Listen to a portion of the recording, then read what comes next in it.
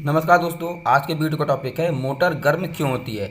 Y motor heat. दोस्तों, आपके घर में मोटर लगा होगा, पंखे का मोटर हो गया या फिर पानी का मोटर हो गया, कूलर का मोटर हो गया, मिक्सर हो गया, किसी भी प्रकार का मोटर है और वो गर्म हो रहा है, तो वो क्यों गर्म हो रहा है और हम ऐसा क्या करें कि वो सही हो जाए, गर्म ना हो। तो दोस्तों, आज के इस वीडियो में इसी टॉपिक पर डिस्कस करेंगे कि मोटर गर्म क्यों होती है और इसको सोल्यूशन क्या है इसका। तो दोस्तों, बने रहे वीडियो में लास्ट तक। अगर आपको जानकारी अच्छी लगेगी तो चैनल को सब्सक्राइब कर दीजिएगा। सब्सक्राइब करने के बाद बेल आइकन का बटन जरूर दबा दीजिएगा। दोस्तों, मैं आपको आज कुछ 5-6 रीजन ऐसे बताऊंगा कि जो अक्सर लोग ध्यान नहीं देते हैं और उन्हीं की वजह से ये प्रॉब्लम आती है, मोटर गर्म होती है और इसको ज़्यादा मेजर नहीं लिया जाता इस प्रॉब्लम को, और उसी वजह से मोटर जल जाती है और मोटर गर्म हो जाती है, जिससे बाइंडिंग अनबैलेंस हो जाती है। तो दोस्तों, चलिए शुरू कर लेते हैं। दोस्तों, पहला कारण होता है, दोस्तों अगर आपका मोटर 3 फेस का है, ठीक ठीक है, 3 फेस और वोल्टेज प्रॉब्लम, दोस्तों ये प्रॉब्लम आता है।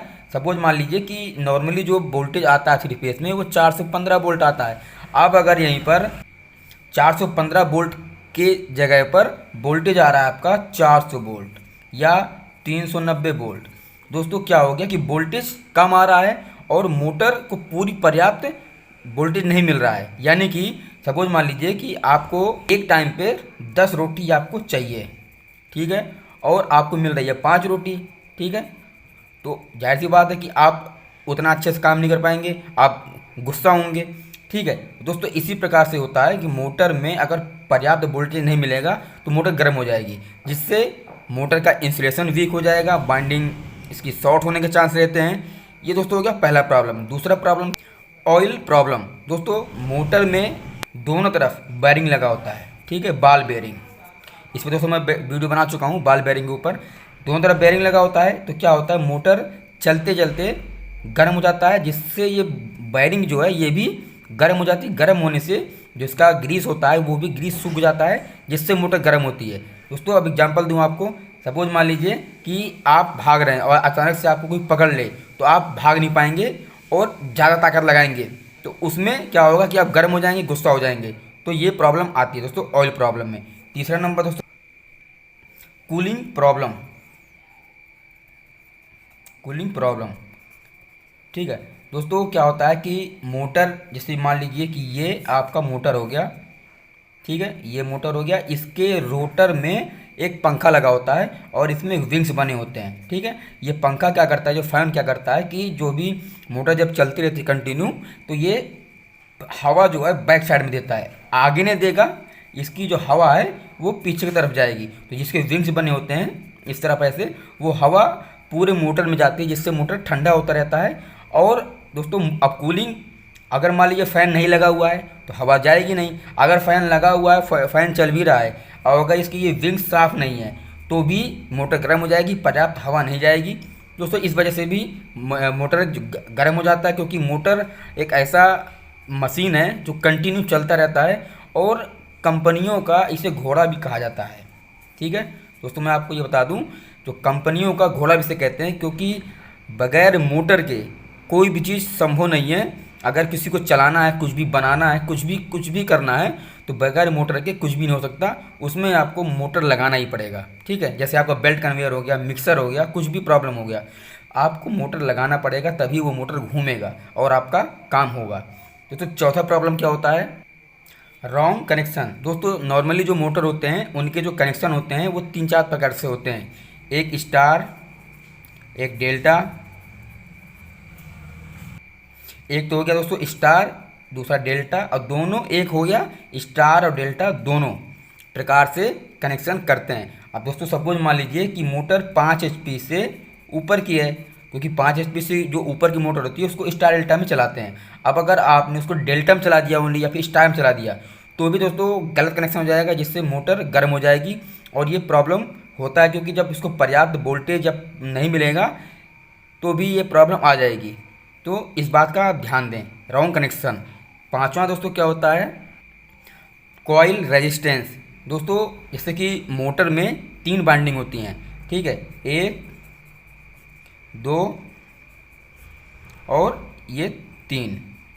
दोस्तों अगर आप मल्टीमीटर से इसको और इसको चेक करेंगे तो इसका रेजिस्टेंस मान लीजिए सपोज 2 ओम आ रहा है, 2.1, और इसका रेजिस्टेंस आप चेक करेंगे मल्टीमीटर से तो ये मान लीजिए 2.5 ओम आ रहा है, ठीक है। और अगर आप इसका चेक करेंगे तो इसका मान लीजिए 3 ओम आ रहा है। तो अब दोस्तों देख लीजिए कि यहाँ पे बाइंडिंग का जो रेजिस्टेंस है वो अनबैलेंस है, बाइंडिंग किसी में ज़्यादा ले रहा है, किसी में कम ले रहा है, जबकि दोनों में बहुत माइनर अंतर होना चाहिए, मतलब 2.1 से लेकर के इसी के आसपास होना चाहिए, ज़्यादा नहीं होना चाहिए। दोस्तों उस कंडीशन में भी क्या होगा कि मोटर गर्म हो जाएगी, जब इसका बाइंडिंग अनबैलेंस हो जाएगा, इसका रेजिस्टेंस अनबैलेंस हो जाएगा। तो छठवां नंबर है वाइब्रेशन। दोस्तों मान लीजिए कि ये आपका कोई मोटर है, ठीक है, ये आपका मोटर है और ये किसी बेस से बंधा हुआ है, इसको आपने टाइट कर रखा है नट बोल्ट से। अब अगर ये बेस ढीला है या फिर ये नट बोल्ट भी ढीले हैं तो मोटर वाइब्रेट करेगा। जो इसके आगे गियर लगा हुआ है इसके पुली से, मतलब कपलिंग से, तो ये भी इसकी वजह से, ये तो फिक्स है और ये आपका वाइब्रेट कर रहा है, तो उसमें मोटर जर्क लोड लेगा, जर्क लोड से करंट बढ़ जाएगा, करंट बढ़ जाएगा जिससे मोटर तब भी गर्म होगा। दोस्तों ये भी इसका मेन रीज़न होता है, जो कि बहुत छोटा है लेकिन बहुत बड़ा है, ठीक है। अगर ये मोटर वाइब्रेट करेगा तब भी ये गर्म हो जाएगा। दोस्तों अगला नंबर है 7वां नंबर, फेस फेलियर। दोस्तों सपोज मान लीजिए कि ये तीनों बाइंडिंग है 3 फेस की और इसमें 415 वोल्ट आ रहा है। अब अगर किसी कारणवश एक फेस नहीं आ रहा है, यानी कि मोटर सिंगल फेसिंग हो गई, ठीक है, मोटर सिंगल फेसिंग हो गया, तो सिंगल फेसिंग का मतलब कि कोई 2 फेस आ रहे हैं, तीसरा फेस नहीं आ रहा है।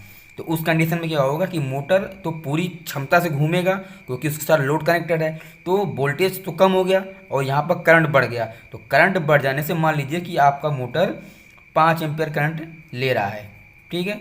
अब एक फेस तो नहीं आ रहा है इसमें, तो उसमें क्या होगा कि ये मोटर 7 एम्पियर 10 एम्पियर करंट लेगा।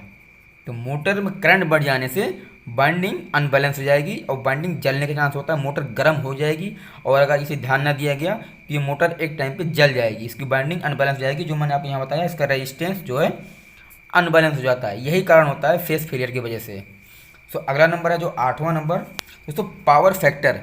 दोस्तों पावर फैक्टर का मोटर में और इंडस्ट्री में, घर में बहुत बड़ा रोल होता है।